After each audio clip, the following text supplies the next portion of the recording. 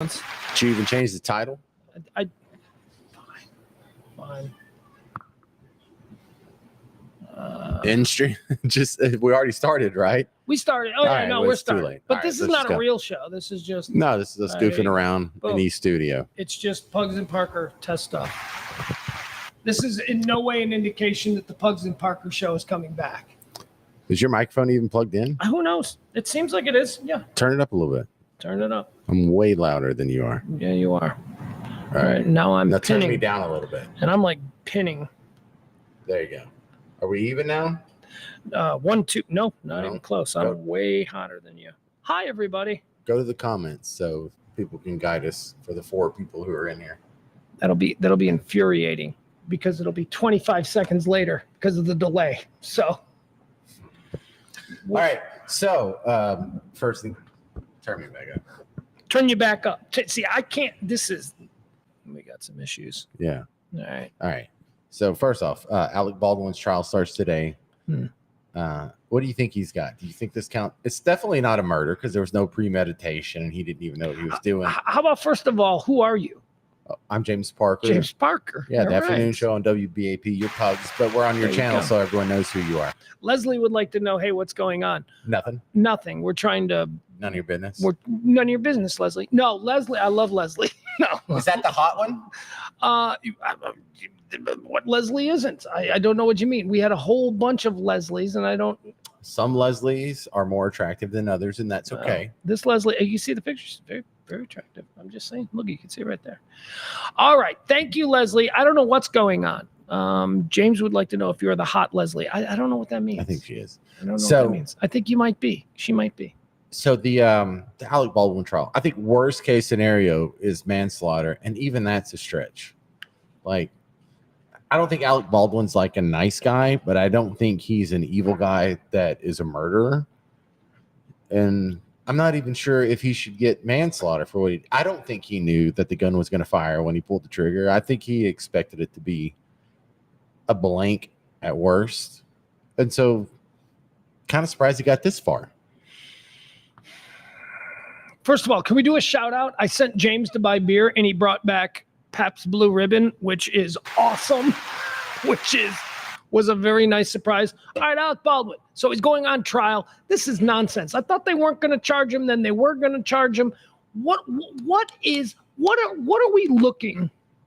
What is the solution here? What are we hoping to gain from this? Because you're absolutely right. I don't think there's anybody on the planet who sincerely believes that Alec Baldwin woke up that morning and said, I'm going to fucking kill that bitch. Nobody believes that. So at the very worst, it is manslaughter or not unintentional. Yeah. What are we hoping to get through this from this charade? Yeah, and I don't want to be rude here. Somebody died, and some family's going to have an empty table at Thanksgiving for this, and so you almost have to, like, for the sake of the victim and the victim's family, there's a baby boy who's going to grow up without a mom. She had a kid. It's Helena. Yeah, Helena. I can't think of her last name.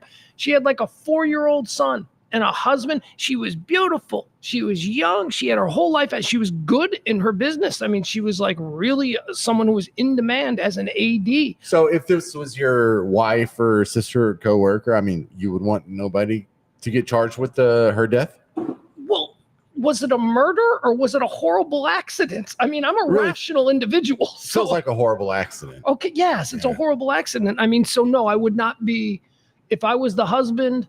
The little boy is 4 or 5 years old. Let's talk about the husband. Right. If I'm the husband, the husband, by the way, has already settled all of this. This has all been settled. This isn't about. They had the civil trial already. Well, right? It's not the civil trial. It's about what was agreed upon from the producers and the family of Elena Hutchins is her name. Elena Hutchins. Oh, that's right. They got back end money on this film. The husband and the little boy. This is why I've been saying for a year when this thing comes out on pay-per-view, because that's where it's going to come out. It's not going to be in theaters, but when it comes out on pay-per-view, I'm going to buy it because that little kid and his dad, the widower and the little boy are going to get all of this money from, whatever this film does. I did not know that. Yeah, that was the agreement made between Alec Baldwin and the other producers and the family. So the family's like, they're not being vindictive. When is this coming out?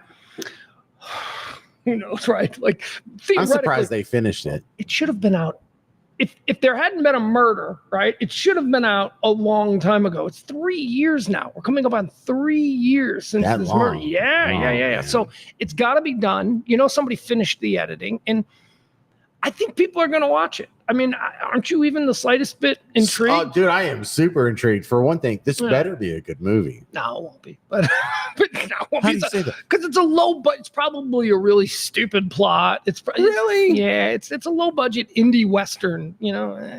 All right, so there's other movies where people have died.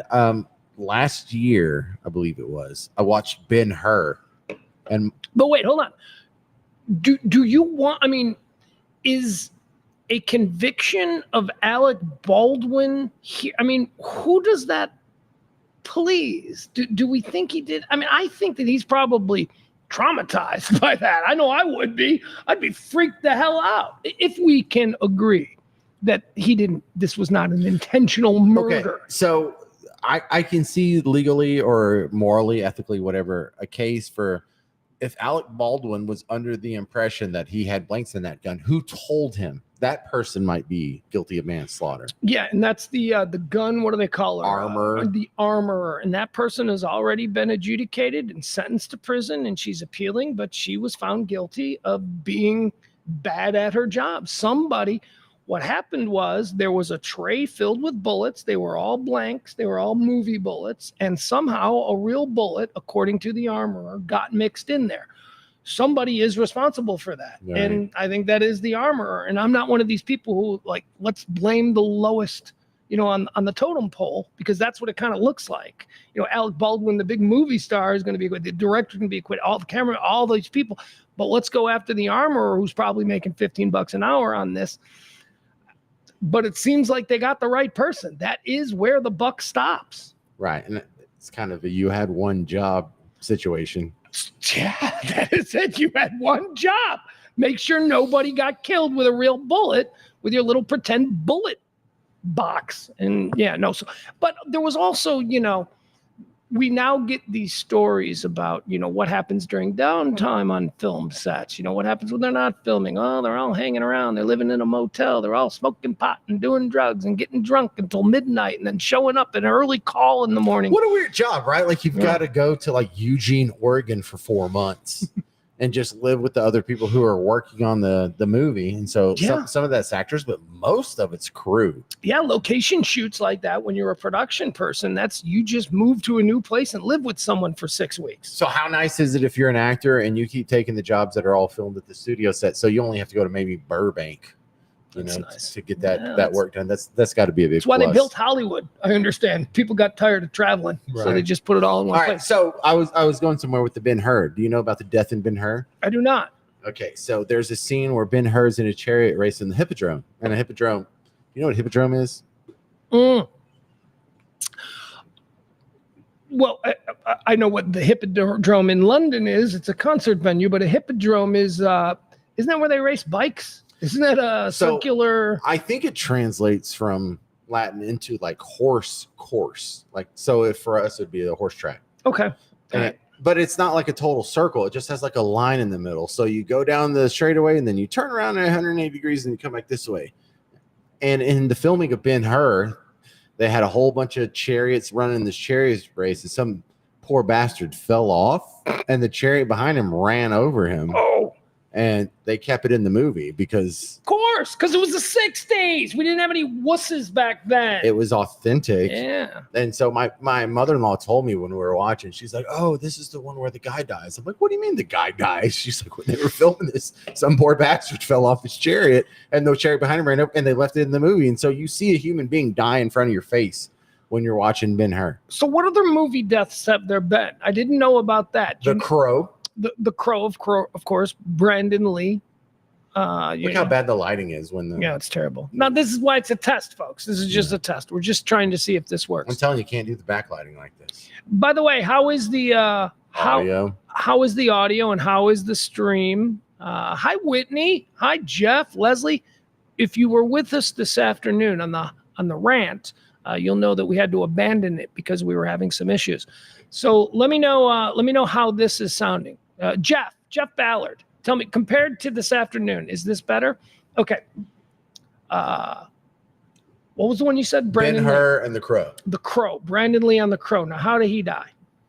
I don't remember how he died. You remember how he died? I was testing you. I think he like fell off of a scaffold or something. It was almost no. It was shot. He was shot point blank by a gun that was supposed to have a dead bullet in it, but it had a real. It's the same as Alec Baldwin. It's actually not the same because the bullet that Brandon Lee was killed by was actually a stage bullet. It was a proper BB. It was a proper BB, but it was too close, and the gun was too powerful or something, and it killed him. Yeah, so it was that whole thing.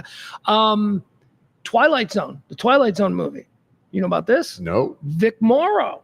Come on, Vic Morrow. It's a new name to me. Who's Vic Morrow? Who's Vic Morrow? God, this is the same guy who didn't know who Crosby, Stills, and Nash were. I knew like one of them. Vic Morrow's like a goddamn legend of Hollywood, 50s, 60s, 70s. No, we established. He's Jennifer Jason Leigh's father. You know Jennifer Jason Leigh from Fast Times at Ridgemont High? Oh, yeah. Okay. No, because I was thinking that's the name of the Rice Krispies guys, right?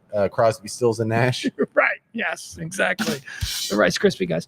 No, Vic Morrow, John Landis, the Twilight Zone movie, early 80s. They were doing a scene with it was a flashback scene to Vietnam, and they were bringing in a helicopter. They were airlifting, people. The scene was they were airlifting people out of Vietnam. The helicopter crashed, cut Vic Morrow's head off. Go! Big superstar actor. Jennifer Jason Leigh's dad. Jennifer Jason Leigh's dad. First time I've heard of that today. Got his head cut off. Yeah, so there's that. So we got the Twilight Zone. We got the Crow. We got Rust. Ben-Hur. Ben-Hur. How about the story about the you ever heard the story about the Wizard of Oz, about the dude, the crew member who hung himself? Right. And they left that in, right? I don't think it's real, though. Okay. I think that's just urban legend and that's some BS. Because I never noticed. And I never went back looking for it because I've seen enough snuff videos at this point. Yeah, I don't need to see it. All right. Do we have any feedback on our technical issues? Great audio. It looks good. Chuck says, thank you. Whitney says, dang, You're lying, Chuck. What the hell? Hi, Whitney. It sounds really echoey to me, and the lighting is god awful because we're backlit. James Parker, of course, you know him every Monday through Friday, 2 to 5, WBAP 93.3 FM. Are you on the AM too? Or is it yes, 8:20 a.m. But who cares about AM, right? Nobody. What are you doing? You're going to play with it. These are the new studios. These are the world famous E-Gallery here in the Design District. This is not a studio necessarily that will be for my high noon people if you're there hanging out. But it is a studio for some other things that we're going to be doing. Possibly the high noon show. Hopefully, if we could get it looking good. I don't know how this sounds. I think there's an echo. I think we got to do some work with the mics. I hear really airy. Yeah. I'm not loving the way the sound is in my headphones. And the lighting, obviously, like we got one light. Trust me, when we do it for real, we'll have many lights. But we've got track lighting right up there. We could just turn a couple of those cans. Yeah. You want to go up on a ladder? I don't. Yeah, I don't mind. Yeah, not my thing.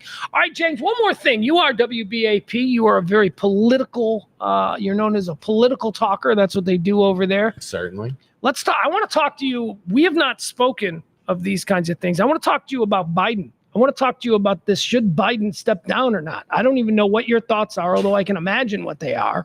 No, let him stay in. He's doing great. He's totally sharp. There's nothing wrong with him. He's probably your best candidate. Leave him in. That one's yours. This is mine. This is mine? Okay. This is mine. Seriously, you call yourself an American and you think that brain dead zombie old man who could very easily still win, dude. So consider it from that. Consider it from the standpoint that dude, and by the way, not for nothing, but Trump, how is Trump still virtually tied with this guy? I mean, how is that the situation? That's only half sarcastic. He should be waxing Biden. Biden is awful. He needs to go. I just think he needs to go. Yeah, but the question is, if not him, who's doing better than him? And Michelle Obama. Everybody. No. Everybody. Polls better. Everybody polls better than him. Kamala polls better than him by 12 points as of the most recent polls today. So yeah, anybody but him. Then he's toasted. But James, he won't quit. He won't quit. Well, it's hard for me to criticize him because I've always been, and because this is good for your side. I value consistency because I've always said that if I had a free market capitalist pig who believed what I believed and wanted to run the country the way I wanted to run, but he was old, 80-something and slipping, I would still prefer to vote for him than a guy who's like a socialist who just wants to grow government, has a government program, and who's antithetical to my beliefs. So I have a really hard time being consistent and telling people you shouldn't vote for Biden, especially if you already hate Trump. Like, if you hate Trump, if you think Trump is a fascist and Hitler, like, wouldn't you still vote for Biden? Doesn't that still make sense? Yeah, and that's what he's banking on. I mean, as somebody who's right in the middle, who dislikes both of these choices just immensely, he is banking. It's frustrating. You need to fix your spider web. What's my spider web? On your. Oh, here? Yeah. That's going to drive Ed nuts. That's probably it's driving me nuts. I want him to step down. I think he needs to step down. I think for whom? It does for whom? Everybody. Everybody. What do you mean for whom? Yeah, I know it came up. What was that noise? Did you just hear that? That's a motorcycle. Somebody just racing down Dragon Street. Yes, we're on Dragon Street in the design district. This is like the coolest, hippest couple of blocks to live in if you're like in the art scene in Dallas. This is like so. It's the coolest, hippest industrial park ever. Right. Because that's really what it is, essentially. But for me, like, seriously, I'm from a horse ranch in the middle of nowhere, East Texas. This is hilarious for me. Yeah, and your break, it's all falling apart. Yeah. So. All right, professional broadcaster Phil, while I fix this. All right. Hey, so who wrote A Boy Named Sue? Who wrote A Boy Named Sue? Shel Silverstein. How did you know that? I'm fucking smart, James. What do you mean? How did I know that? I know an obscure poet. He's not obscure, dummy. Well, it's an obscure piece of trivia that you knew. Is it? You think 90% of the people that watch this video will know that Shel Silverstein wrote A Boy Named Sue? Nah, most people probably just think Johnny Cash wrote it. Now, fiction, spiderweb. All right, but it's broken. That's what fixing means. No, that's right. Just stop momming me. We'll get it working. All right, wow, what's your point on A Boy Named Sue? You told me to fill in a professional way. Oh, that was it. I thought you had more of a point. There was no. I was just stalling while you screwed it in. I ruined your fun fact. You had a fun fact there. I was going to say Johnny Cash, and you were going to go nope. The fun part is people expected you to not know, and then you knew. So that made it an even more fun fact because now they're like impressed. Man, Pugs know stuff. I know a lot of stupid stuff. I don't know how to get a podcast rolling, but I can tell you that Shel Silverstein wrote A Boy Named Sue for Johnny Cash. Actually, he didn't even write it for Johnny Cash. Wrote it for himself. I think he recorded it first. Okay, now that's new to me. There you go. You out-nerded me. So if not Joe Biden, who? I don't care. Why not RFK? What is the deal? I thought Democrats love the whole Kennedy dynasty thing. Like, why not resurrect that dude? Why do you think I'm a Democrat? No, I'm not talking about you. I'm just talking about Democrats in general, the ethereal concept of the Democrat voting base. Well, because what I can tell from RFK Jr. is that the rank and file of the Kennedy, look, I should be a Kennedy. I'm Irish Catholic. I mean, literally, I grew up in a house where there was a picture of JFK. Right. So, I mean, that's where I'm pretty much a Kennedy. Yeah. Right. Well, Irish Catholics, man, there was no political party. It was just, what is the Irish Catholic? He's our guy. Right. That's all it was about. So I love the Kennedy family. They're American royalty to me, the way I was raised. But I don't think that in 2024, we need some spare cast off Kennedy, which is what Robert Kennedy is. The entirety of the Kennedy family is like, no. Who is the most senior Kennedy? Who's the top of that hierarchy right now? It would be Joe Kennedy. Which one's Joe? Oh, Joe is a former congressman from New York. Actually, no. You're right. Who would be that? You know what? I'm going to go ahead and I'm going to say who's the senior Kennedy? Carolyn Schlossberg. Kennedy. I'd say that she's probably the senior Kennedy as far as influence. So has RFK ever held office? Was he a congressman or anything? Dude, he's a junkie. He's a dauphin. You know what a dauphin is? You know what that is? Don't. That is it's a French word for a wealthy little prince to be who has nothing but, just carefree life. That's what RFK is. He's a nutbag. He's accomplished nothing. He's a lawyer. It took him like 10 times to pass the bar. Nah, he's one of those, man. He's one of those dudes who's kind of buff, though. Have you seen him without his shirt on, Pugs? He's got like that hot dog skin thing going. And he's banging Larry David's wife. That's Shut up, dude, Cheryl? He's married to Cheryl David. That's who RFK Jr. is married to. You didn't know that? See, this is why I like hanging out with you. So you know all the important stuff. Well, I mean, a vote for RFK is a vote for Cheryl David for first lady. I kind of like her. Kind of do too. Yeah. That is the only reason why I might vote for him. Yeah, and she does that thing like she's hotter at age 40 and 50 than she was at like 30. She really is. She's getting cuter. Because do you remember in the early episodes, like the first couple of seasons of Curb Your Enthusiasm, I looked at her and I was like, all right. She's cute. But then as she got older, I'm like, all right. Yeah. Yeah, they do. See, women have that when you lose your baby fat in your face and then your jawline becomes more pronounced. Like, are you going to sharpen up or are you going to turn into a witch? And so it goes both ways. James, guess what? Yes. You want to go get us a couple more Reebs? I've got a shit ton of topics from today's noon show that I didn't get to do that I'll throw out to you, and then you can just. Aren't you? I know what a Reeb is. Yeah, well, yeah, very good. You're not even dead or alive when I get back. He's not even Gen X, and he knows what a Reeb is. All right, hold on, folks. A Reeb is beer spelled backwards. I know you knew that. Okay, while he's gone, that was kind of fun. I blew his fucking mind when I told Shel Silverstein. He thought for sure I was going to say, who wrote A Boy Named Sue? He thought for sure I was going to say Johnny Cash. What am I, a rookie? All right, hold on. I do want to thank you folks. Bullshit day today. The High Noon Show runs every Monday through Friday at 12 p.m. And we do it. It's actually not the High Noon Rant. It's the rant now. We call it the rant. Every Monday through Friday at noon-ish, current events, hot topics, all that stuff. We tried to do the show today, and we had problems. It was very upsetting. It was very upsetting because today was the last day of Pledge Week, and we didn't make it, and that absolutely sucks. So, actually, you know what? I'm going to take this opportunity to tell you folks that if you want to keep supporting that kind of talk radio, nonpartisan, non-political, straight up, just here's what's happening, here's what I think kind of talk radio. If you want to support that, please drop a little something there. It is Pledge Week. We got screwed. We got screwed today. Couldn't do a noon show today. God, that hurts. Anyway, James will be back. And I'm gonna throw out some of the topics that I had for today's High Noon Show. I'll see what James has to say about them. So that'll be fun, right? Let me go to the chat room. Let me see who we got here. I need my regulars to let me know. Is this awful? Like, trust me, we're working on the lighting. The lighting's gonna change. We're gonna. See, when I block the TV, it gets better. Yeah, but I like the TV. The TV looks cool back there, and the big wall of graffiti. Up, bro. All right. Back.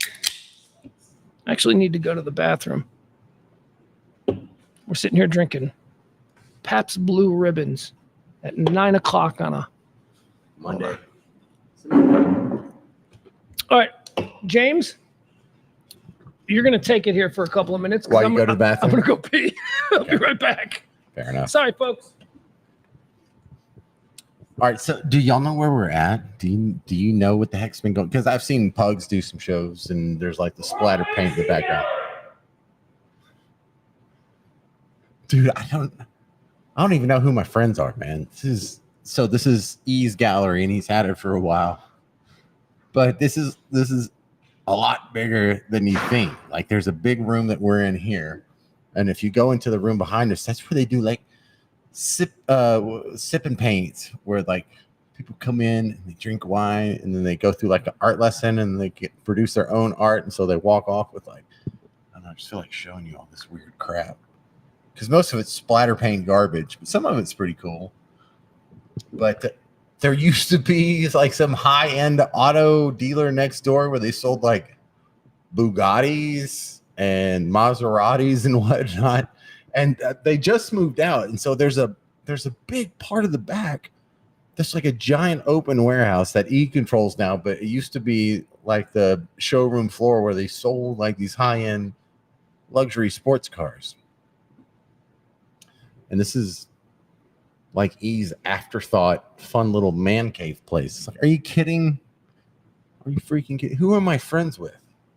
Because like, when I met E, it was really weird. I was like 25, maybe 26, and he was younger than I am now. He's like 39. He had matching Ferraris.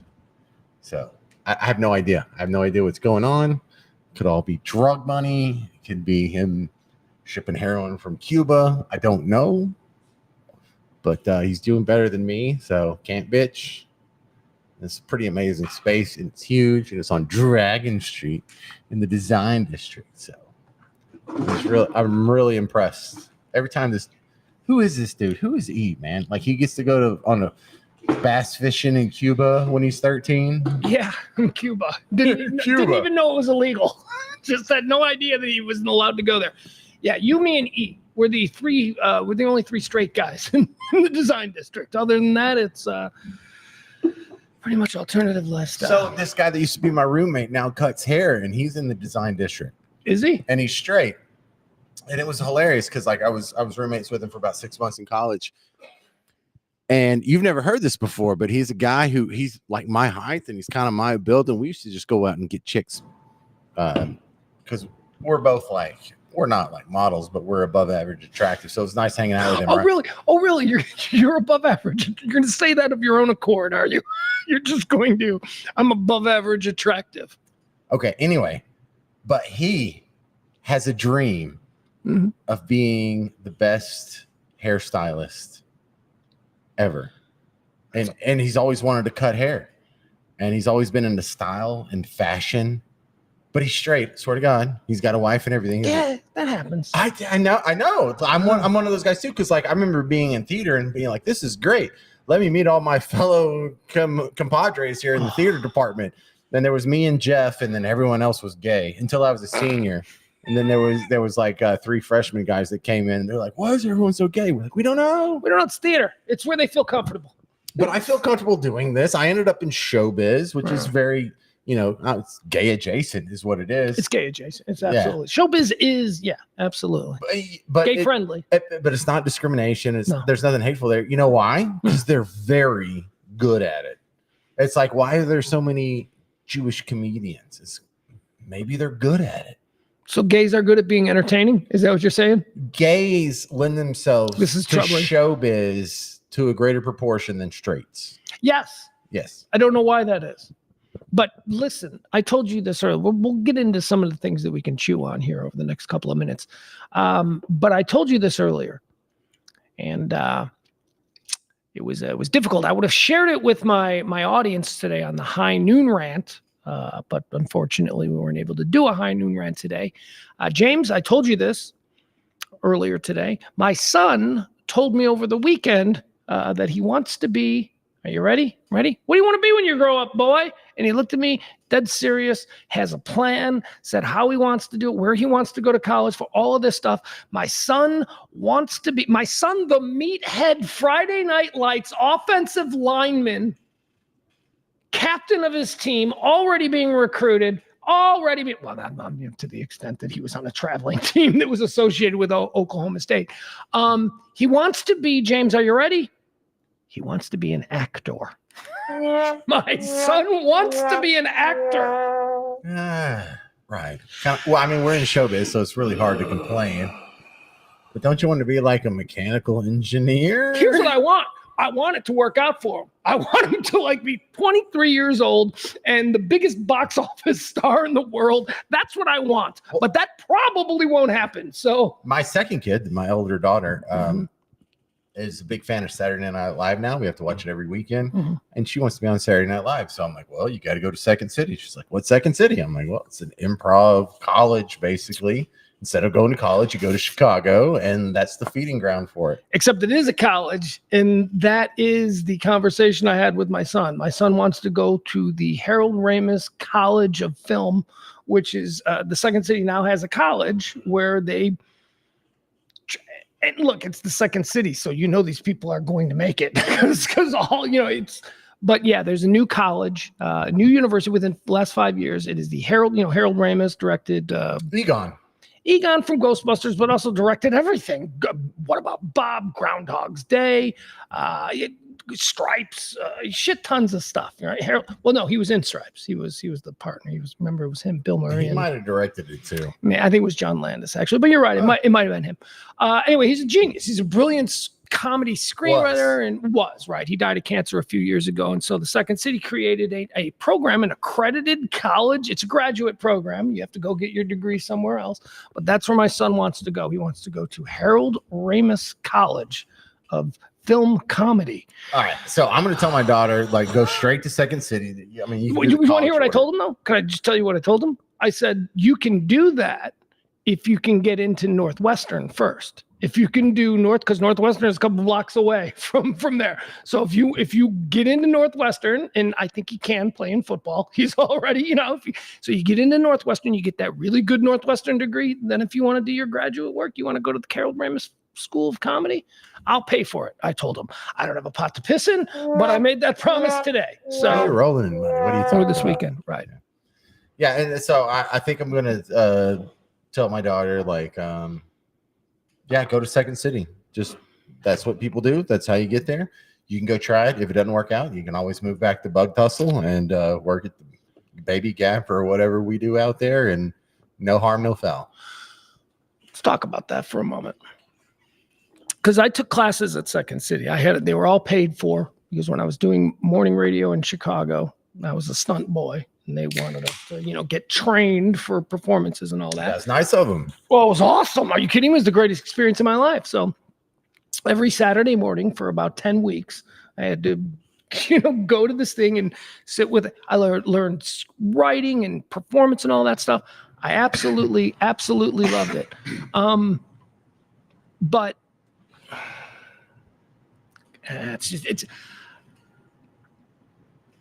I'm about to be 55. Okay, my 55th birthday is coming up in a couple of weeks. If I could go back and do it all over again at 18, I wouldn't have gone to college. I would have just gone to Second City. I would have just gone there and grinded it out. I grinded it out anyway for 10 years between like 18 and 28.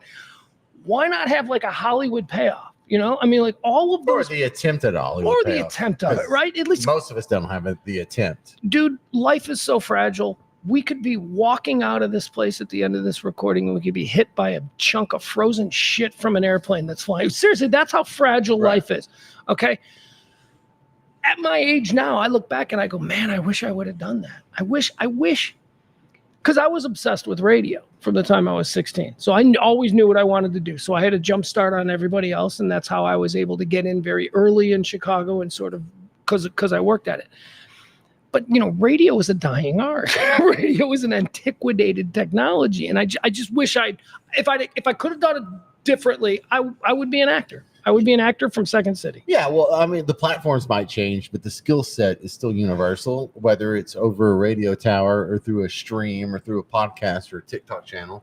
There's still a space for people to host shows. So that's me. If I could do it all over again, knowing what I know now, at 18 years old, I would have left high school. I would have moved downtown. I would have started bar backing or waitering or whatever it was. And I would have taken classes at Second City, wouldn't have wasted time with college. Right. And I would have just seen where that takes me. I like that. What about you? If you could go back, you're 18 years old again, everything that you know now, would you still do radio? Because remember, you know what you know now. You know about the shrinking. If I know what I know now, I would have, I don't know. I would have only jacked with college in order to get the internship to get I would have done the almost exact same channel I did. Which is almost, sounds pompous to say, but I don't think I'd do a whole lot different. I would have just done it sooner because I didn't actually start in radio until I was 25. I started pursuing it at 23.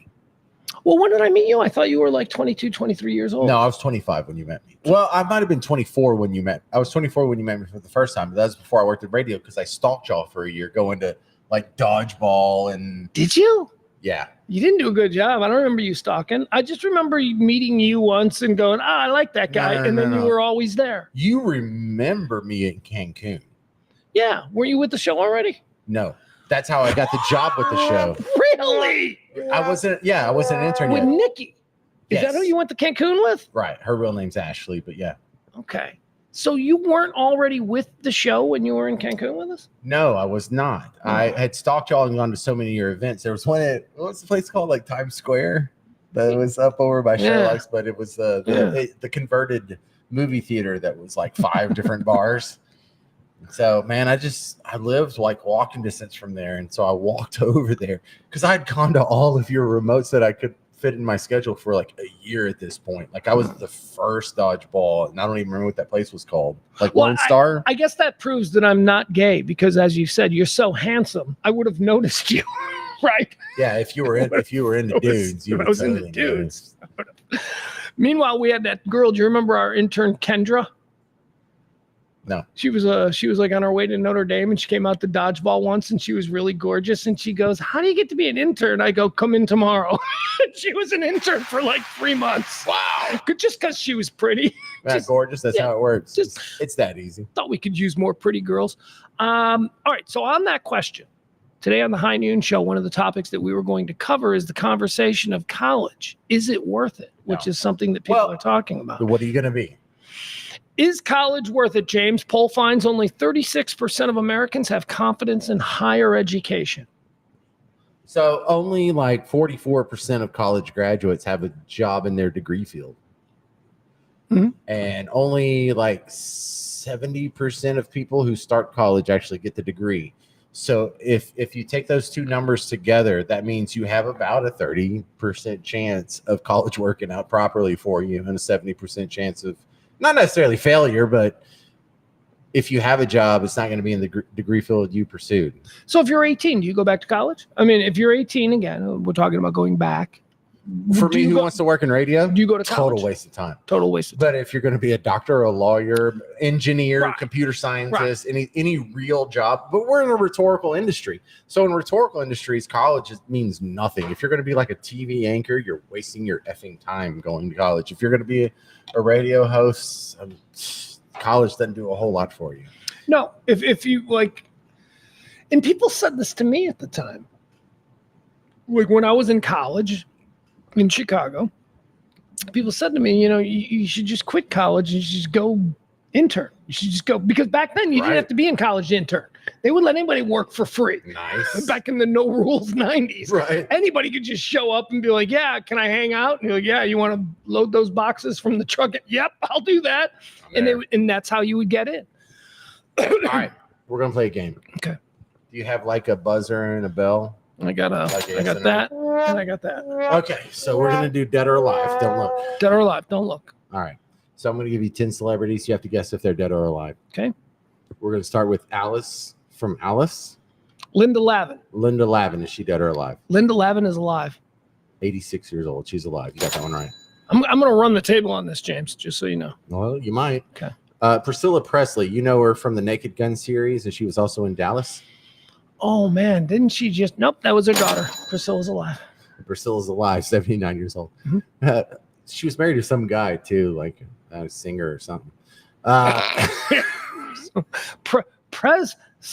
don't know. Gives my mom a stroke every time I do that. The guy's name's John Hillerman. He's a native Texan, but you know him as Higgins from Magnum PI. Is he dead or alive? He's dead. Died in 2017. I'm telling you, I'm going to run the table on this. This is a game built for you. Mm-hmm. Arlo Guthrie. He played at Woodstock, son of Woody Guthrie. Is he dead or alive? Arlo Guthrie's dead. Arlo Guthrie's alive, 76 years old. Woody Guthrie's dead. Woody Guthrie's definitely dead. That's it. I forgot. There's a father and son there. Yeah, okay. Arlo Guthrie. Both are famous. Okay. Well, look, there goes your streak, sir. Well, okay, but it Sort of. qualifies it because I just didn't know the difference between Arlo and Woody. Betty White, Golden Girl, dead or alive? Oh, she's dead. Dead. Died in 2021. There you go. Shock G, we know him as Humpty Hump from the Humpty Dance, dead or alive? Oh, he died about 5 years ago. Yeah, died in 2021. Do you know who Don Wells is? Dawn Wells? I went to dinner with Marianne from the Gilligan's Island, Dawn Wells. Dead or alive? She's dead. 2020, yeah. I remember when she died. I went to dinner with her when she died. Country music legend Charlie Pride. Charlie Pride's son was drafted by the Chicago Cubs and played for the Chicago Cubs. And I was getting off a plane from Dallas. I was visiting Chicago over the summer. What's his name? Curtis Pride. Okay. Because I knew one of Charlie Pride's sons in Tyler, and it was ironic because his name was Tyler Pride. Cool. Yeah. Very cool. He's actually a really nice guy. So I get off the plane and I'm getting my bags and I look over and I see this dignified looking black man in a suit wearing a mismatching Cubs hat. And I had just read in the newspaper on the flight that Curtis Pride was making his, and I looked at him and I go, that's Charlie Pride. And I walked up to him and I go, Curtis's big day today. And he goes, it is, man, it is. And I'm like, Charlie Pride. Charlie Pride's dead. Charlie Pride died in 2020. Yep. Because I remember because of that incident. All right. This guy has been a guest on Pugs and Kelly's show. Mm-hmm. He's the dad from Friday. He's dead. They're all John Witherspoon. He's dead. The dad from Friday, John Witherspoon, is dead. He was a regular on our show in Chicago and here. And yeah, he died. Behind the scenes, by the way. Very nice. Awesome. Right. He's the hoe cake guy. Hoe cake. Hoe gotta eat too. You never saw that movie? No, I don't think so. I remember like Hollywood Shuffle? Bang, bang, bang, bang. I remember that. You never saw Hollywood I Shuffle? don't think I saw Hollywood Shuffle. Hoe cake. Hoes gotta eat too. Hoe cake. He's gonna market hoe cakes. Dog the Bounty Hunter. Well, he's alive. 71. Yeah. His wife died though, Beth. How's his ankle? Do you remember when he was gonna go find that missing Petrino girl, Natalie Gabby Petito, and then he went out into the woods and like got 50 yards and sprained his ankle and had to be helivac to a hospital somewhere. You don't remember that? No, I don't remember that. You don't remember during that whole thing when Gabby Petito, we did that a lot on Bugs Barker. Right. And Dog was on TV every night going, the FBI, I don't know what they're doing. If they would just put me in charge, I could find this body. And then so he did this big stunt where he went out with this team of people and they were going into the Everglades area. So he was close? So, well, I mean, the area. Credit. Well, I don't know. I don't know if he Closer was just in the FBI. He sprained his ankle like 50 yards in and had to be medevaced, and it was over. Got 50 yards in. All right, what else you got? No more? No more dead That was people? 10. That was the 10. All right, very good. You definitely won. All right, James, how about this? Another story from today. Let's see here. Is college worth it? We talked about that. Let's see, is there anything else we want to get into from today? There is, I'm sure.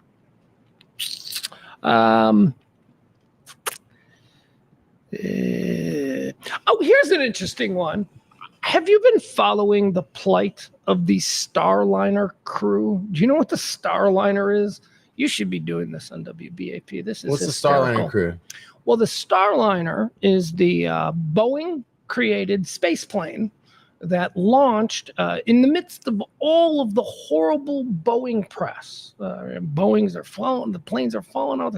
Boeing created this space plane, and they sent it up to the International Space Station, again, like right in the middle of all the Boeing is terrible, Boeing. So they needed a win, and they launched it, and they got it up there, and it was a big win, and everybody was excited from Boeing, and it stalled at the space station. The Starliner crew have been stuck at the space station now for over a month. Oh, that sucks. Because we stopped talking about it.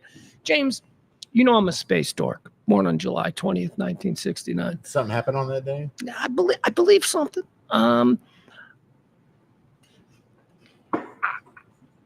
get so angry with people. Do you know how ruined our idea of what we can and can't do in space is because of sci-fi?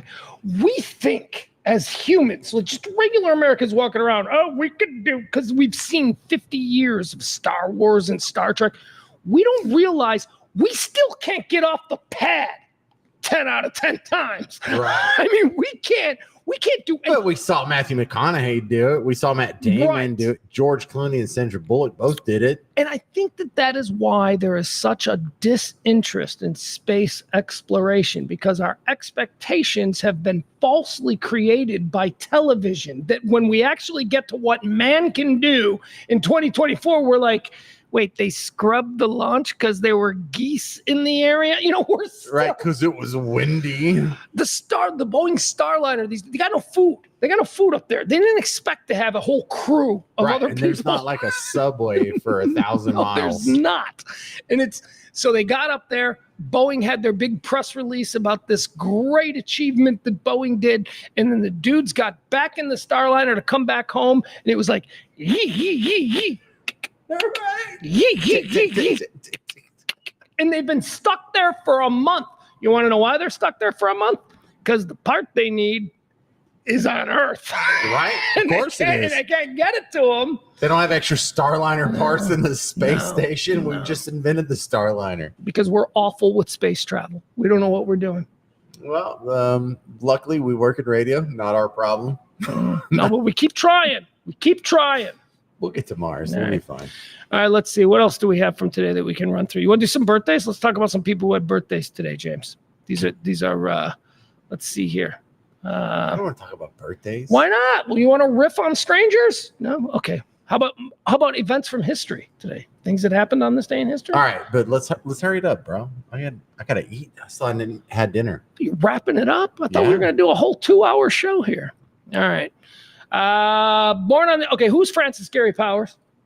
Francis Powers. Why is Francis Gary Powers and what he's involved in relevant to the music scene of our lifetime? Francis Gary Powers. That sounds familiar, but I got nothing. Francis Gary Powers was an American military man. He was a spy. He was spying.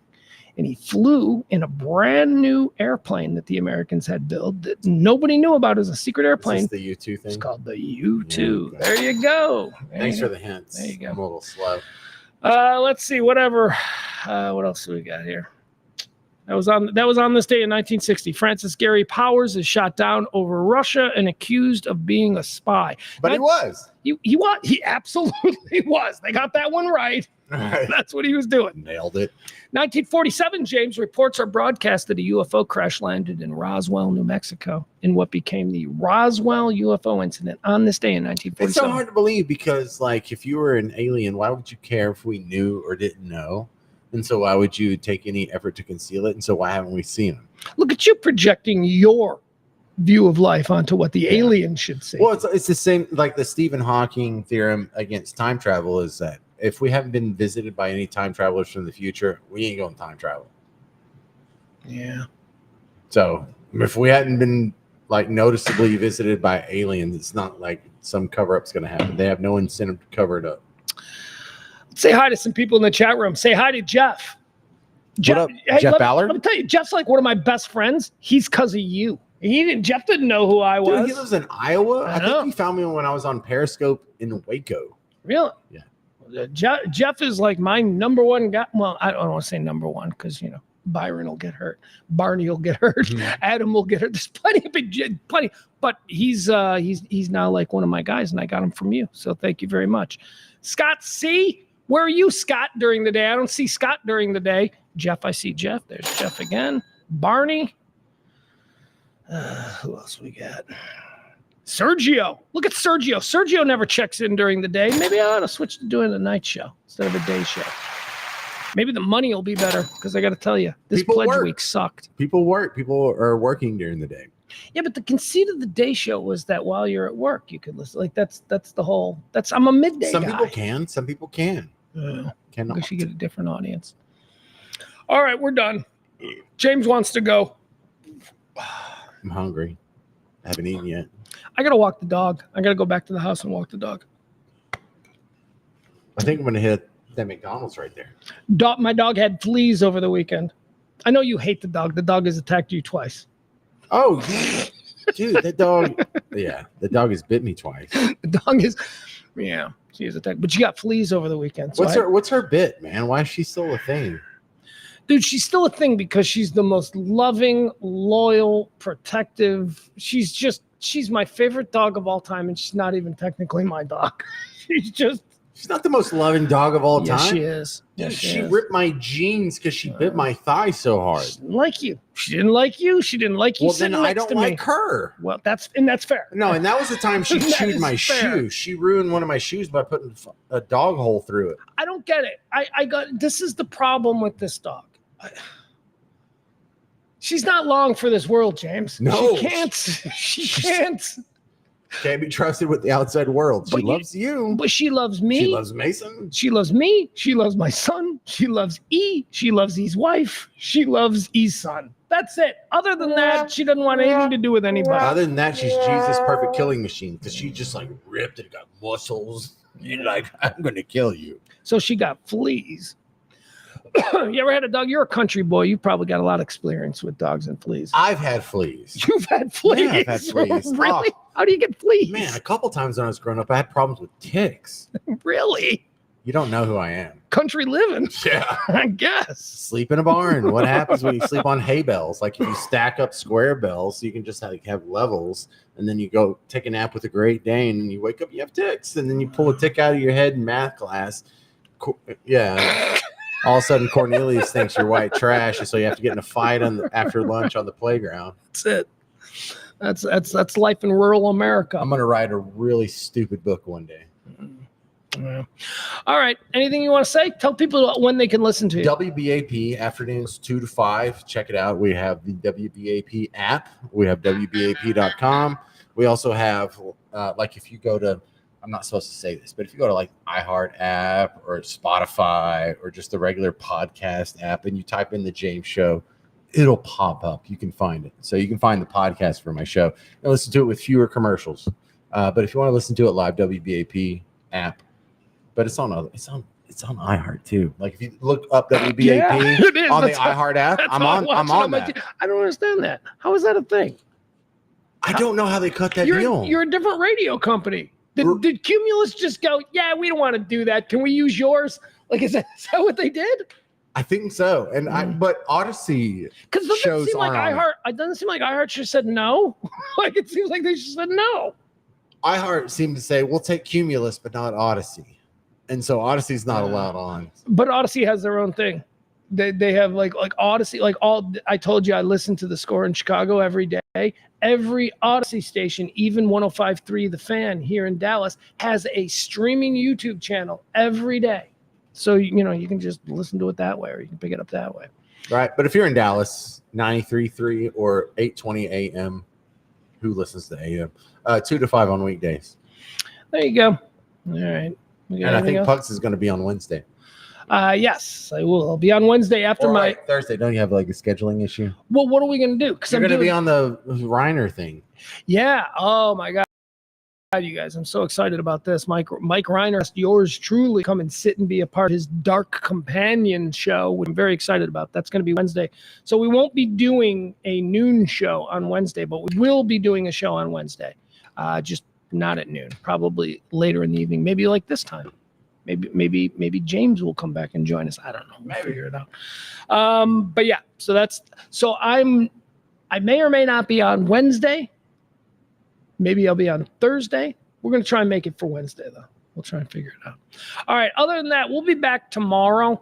For those of you who listen and subscribe, I appreciate you checking out this. We got a nice little 37 people. That's not bad watching right now for something that we didn't, plan on doing. That should be, I'd much rather that be 37,000, but that's not going to happen. No, not right now. Anyway, we'll build to that. Join me tomorrow at noon for the rant. I almost said high noon rant. Did you see? I've had a couple of beers, so, a little bit. I cannot tell you how much respect I gave James when he came back with the Pabst Blue Ribbon. I just thought that was so, yes, let's drink Pabst Blue Ribbon. You want to know why, James? Because all alcohol tastes bad. I'm tired of this game that people pretend like, oh, I love the taste of this scotch. No, it's boiled fruit. It's bad. It's the most tolerable of the flavoring of distillate that you prefer, because it's all distillate with flavoring. Yeah, I think wine tastes better than beer. I think all booze, all alcohol tastes bad. But you have to tolerate the alcohol. Alcohol tastes bad. And so what kind of facade can we put around the alcohol to make it more tolerable? Right. But it's never like completely masked. Like no, absolutely. Well, and also these people are like, this is a $500 bottle of bourbon. It's like, well, it tastes just as bad as the $30 bottle. You lying pieces of garbage. Thank you. As a guy who worked in a lot of shady bars over the years, our top shelf wasn't top shelf. You fools. When you came in and you said you wanted something to drink, I want a Cape Cod. I want a Cape Cod with Grey Goose. I would reach down and grab a Grey Goose bottle and I would pour you rail vodka and you would pay for Sky or Grey Goose or whatever. Right. And you didn't. Well, I worked at a lot of mafia run bars. They were all, so these things were regular, but people can't tell the difference. No, they cannot. I've done that experiment on my friends. On my mother-in-law I did that on my mother-in-law for an entire year, just to document how much money I saved. from pouring Skull vodka into a Grey Goose bottle. No, I'm sure there are. That's good. I'm sure there are some people who can tell. Like there are some. No. Very few. No, there's probably like less than Like the brewmaster at Grey Goose can tell. Yes. Okay. Like okay. People who do taste tests and everything, I'm sure that they've been honed their palate. But I have a friend now who like made a bunch of money, and so he bought like a distillery, and he's like, "This is different. This bourbon's different. Like we were aged it like 7 years instead of 5 years or something." It's like, no. What you can do is you can tell the difference between American whiskeys, especially and Tennessee bourbons, like American bourbons, that kind of thing. You can tell the difference between that and like Irish whiskeys and scotches simply because of the sugar. There's no sugar in those, so there is a difference. Like Jack Daniel's smells sweet. When you smell Jack Daniel's, it smells sweet. When you smell like a Glenfiddich, which is a Scotch, it don't smell sweet. It smells like a campfire. It smells bad. Yeah, it just smells. But it's all bad, and we just tolerate it because we like the effects. That's what it's about. So, knowing that, Pabst Blue Ribbon, Stroh's, Natty Light, whatever it is. Actually, at that point, it all just comes down to your system. Whatever happened to Zima? I don't know. But let me go on a limb here and tell you that I thought Zima was delicious. I did too. I did not have a problem with Zima. College, right? Programming, the narrative, the social narrative made us turn away from Zima. Right. Like all of a sudden I'm supposed to like dudes just because I drink Zima. I disagree. No, I thought it was fantastic. It's quite refreshing, actually. An ice cold Zima. No problem with that. Do you are you old enough, or is this the difference in our age? Did you ever do the 2-liter California Cooler bottle? Was that a thing? No, I never saw that. The Bartles and James. Bartles and James, yes. So the California Cooler doesn't mean anything to you? I don't know what California Cooler is. Same thing as Bartles and James. Sweet. Exact same. There was like a summer of 1990 when all of a sudden there was this new product and there were 5 different brands. California Cooler, Bartles and James. We had a lot of Seagrams. We had Bartles and James. We had a Red Bull before it was Red Bull. What was that? It was Schlitz, bottom of the barrel. No, Red Dog. Red Dog was the thing. Red Dog was that really cheap beer that was Schlitz. That was like Red Dog. Killian's off-brand or something. Red Dog? Yeah. Okay, wait, let's go back. But Red Dog, it looked like there was a Batman hidden in the logo. Yeah. It was like a red dog with like bat ear kind of thing. Yeah, I know what you're saying. I can picture. Let me ask you this though. Bartles and James, California Cooler, same thing. Coke, Pepsi, same thing. Bartles and James. The fuck was that? What was it? Wine with like seltzer water? What was that? No. It was distillate with a little bit of high fructose corn syrup, citric acid for the tang, and then carbonated water. It really is that. A little coloring. I thought it was wine and seltzer water. I thought that's all it was. It's definitely not wine. California Cooler wasn't wine. Well, Bartles and James wasn't California wine. Bartles and James was not. Now it will be classified as wine because it is between that 8 and 15% alcohol content, and also because it's not like fermented from grapes, which I think is the technical definition of wine. It has to be fermented from grapes. So I just pulled up California Cooler, and it looks like they've redone the bottles. The bottles look like they're glass now. They used to be 2-liter plastic. Really? Like this. There you go. 2-liter. I never saw that. Oh my God. Keg parties back in the day. You just have a cooler filled with California Cooler. All right, let's see what this is. California Cooler is a brand of alcoholic beverage. The product is sangria. It is wine. Sangria packaged in a 12 fluid ounce glass bottle. California Cooler formula and packaging was first to be known as a wine cooler. That's it. There was a wine cooler craze in the late 80s, early 90s. Yeah. It went away. All right. James, anything you want to say in closing? Watch it or listen to the James Show. Listen to the James Show. And before the James Show, I respectfully exit the airwaves at 2:00 every day, so as not to. And I always tell people, go check out James. But I need better ratings, man. I got kids. I need the ratings to go up. I'm not where I want to be. And if you're not first, you're last. I live by the Ricky Bobby rule. So until I'm number one, I'm going to hound you people. I think more Pugs is the answer to that. That's what I would say. Chuck Nelson mentions Boone's Farm. That's different. That's Huge. wine. Well, Strawberry Hill, still not wine. It's still distillate with high fructose corn syrup, a little bit of food coloring, and some seltzer water. What do you mean it's still not wine? So it's not fermented. Isn't that from what grapes. wine in? Did you? No, it's not. Okay, so that would be wine. Wine has to come. That's from why they have grapes. to put the word cooler on it. Really? Yeah. Wine cooler? Yes. Okay. Because wine, it's not a wine. Wine becomes an adjective. Let me ask you this. Of course, we all know. Well, I don't know. Was this a thing? I always thought this maybe more of an urban thing, but you're down there in a rural. Brass Monkey, do you have that? We all know it from the Beastie Boys I song. only know the song. Okay, so you didn't. That No. wasn't a thing. Brass Monkey was a brown bottle, and it was called Brass Monkey. You bought it, you drank it. It was. How about MD? How about Mogan Mad David? Dog? Well, we colloquially called it Mad Dog. It was Mogan David. It's Jewish table wine that everybody started. Okay, so Mad Dog is just distillates and food coloring and a little bit of citric acid too. That is not wine. All right, hold on. Let's look. I'm telling you, Mad Well, we have Dog an is issue Mogan because- David. Yeah, but there's Manischewitz, which is technically wine, but it's kosher wine. I think that is still distilled from grapes, and that actually counts. But I don't think Mad Dog is distilled from grapes, which is what makes a wine a wine. It's just a wine cooler. I guess you're right. Mogan David is a Manischewitz. And Mad Dog was like their attempt to broaden. So they targeted lower income. I mean, college kids. The problem No, with Mad James, Dog, I mean black people. I mean, that's what I'm talking about. They went after the urban market with the Manischewitz and called it Mad Dog. you can say that, but there were a lot of white kids that were drinking Mad Dog. Oh yeah, absolutely. It crossed over. Like, you know, the whites and the blacks get along so much more than we give them credit for. And Mad Dog is one of those connecting cultural features, you know, that we should really highlight more. We should. Right. And then Mad Dog was so brutal because it would be like this bright electric blue flavor, and you would just drink that all night. And then when you would puke, your puke would be like bright electric blue, but maybe a little bit of a greenish tint because the bile and whatever had broken it down a little bit. Man. But you would have some colorful barf in the parking lot of the sports page, or maybe Decisions or Papacitas. And in the morning, just flush. Don't look. Don't look at what that. Just flush it and walk away. You don't need to see the damage. I could never do that. I always had to look. You always had to look. Well, you're a curious sort. Okay, that's gonna do it. Thank you. He's James. I'm Pugs. We'll be back tomorrow at noon. We'll do the high noon rant. If you're so inclined to support the high noon rant, help us out. Playing a little bit of catch up today. Didn't have a show today.